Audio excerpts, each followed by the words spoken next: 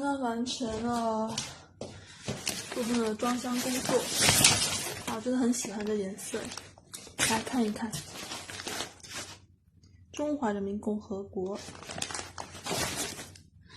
非常感谢祖国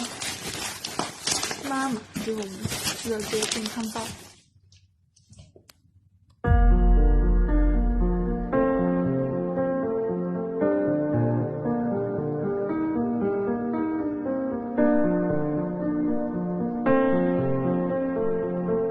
每个学校都是不一样的。那我是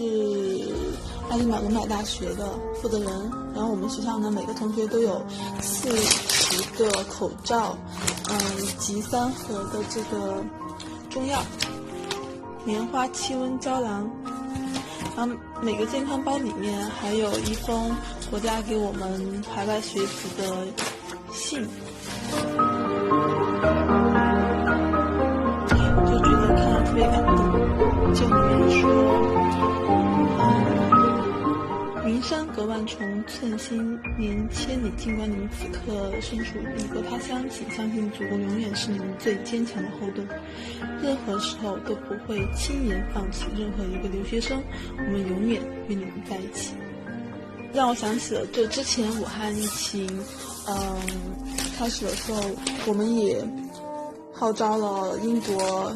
8所高校的同学一起去为武汉、为重灾区医院捐助医疗物资。Hello， 大家好，我是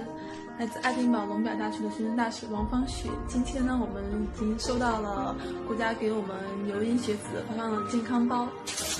这个是10个口罩1包的，就觉得特别感动。然后现在在整理，这个物资准备整理好了之后，给同学们去发放。这个就是爱心物资，就觉得能够深深的感受到国家对我们的关怀，让我们一起共克时艰，相信我们一定能够撑起这场疫情。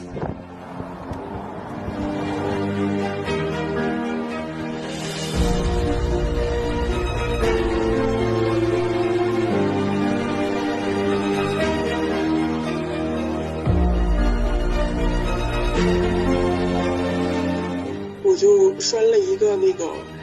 国旗图像的一个红色的气球，上边有5角星，5个五角星，所以说这样大家看见这个知道这个是中国同学的一个领取点。然后发放过程中呢，就会有一些英国人出来遛狗或者晒太阳，